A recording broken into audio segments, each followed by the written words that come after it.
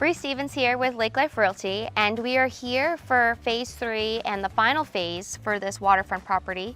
We're here in Moultonborough, just past Geneva Point on the shores of Lake Winnipesaukee, and it's so great to see the final product.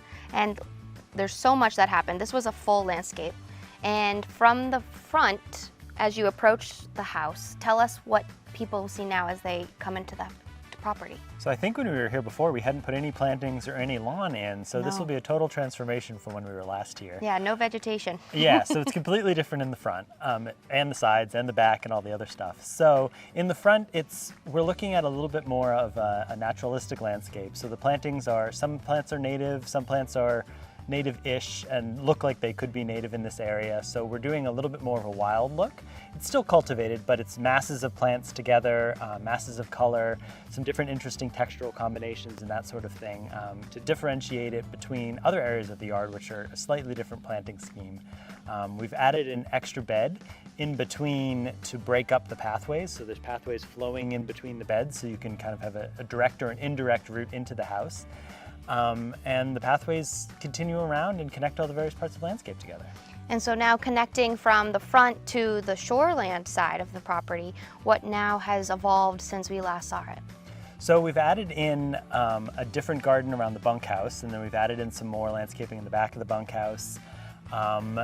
We've also added in outdoor lighting, which can really elevate your landscape. We've added some, which you won't see today because obviously it's sunny, but some of the lights we're using add some extra patterns on the lawn during the night, and we're also highlighting specific trees. We're highlighting the chimney, that sort of stuff to really elevate the landscape and make it feel delightful when you're walking around in it. Awesome. Now, I know with this property, we talked about these little features. There's some loon features that tie in through the property. Tell us a little bit more where people can find those hidden little special features for here. So if we're lucky, we might even get a loon in the video if they swim around behind us.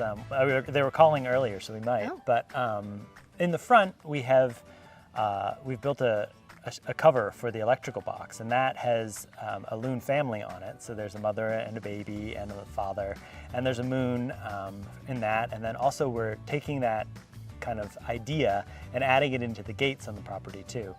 We originally were going to have the gates weather and be natural, but we've decided that all the fences will paint kind of a green color, which worked out really well because now they sort of fade back into the landscape and become part of the landscape rather than being more of a standalone feature. So it's helped integrate everything together since it's the same color as the house. Nice. And you said, as far as the vegetation is concerned, you have this natural look.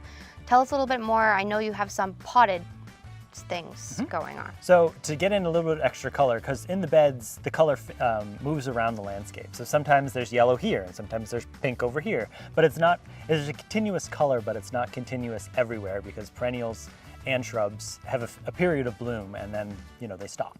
So in order to get a little bit more color into the landscape, we purchased some terracotta pots from Zebert and Rice down in New Jersey. And these are some beautiful terracotta pots that are made in Italy, and I think they really add an extra warmth to the landscape, and they bring in this beautiful reddish color in the pots, and then the plants that we put in the pots, the homeowner actually designed the container pots. So I'm pretty happy with what she did and how they came out. Yeah, I mean, it looks absolutely stunning. It looks like it's been here for a really long time. And is there anything else you want to share about the project that it's concluded now is probably your favorite? Well, it's never really concluded because this will be an ongoing interaction, I think, with the client as we develop the garden, and the garden continues to grow and change, because that's one of the best things about landscapes is they're not a static. It's not like buying a couch and your couch is the same forever. A landscape is constantly changing. So one of the fun things is we get to play in it all the time and move things around and change things around over time. So this will be a long-term interaction with the client, but we're probably also going to be doing a little bit more work in the driveway to improve the drainage, adding in a little bit more on that, and changing it around a little bit to make sure that it's functioning as it's supposed to be functioning. And then it's just going to be more kind of ongoing maintenance. We might add a couple more fences. There's sort of a wind tunnel effect on one side of the house where the grill sometimes blows over.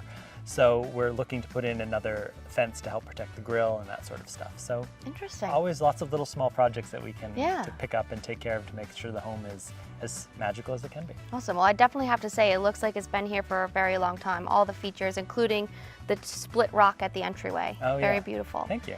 So I didn't introduce you in the beginning. This is Paul, Stevens Landscaping's landscape architect. As you can tell, he's very involved with the client process, and I would highly encourage, if you're interested, contact Stevens Landscaping and talk to Paul about designing your next waterfront property. We're looking forward to it. Thank you. Thank you.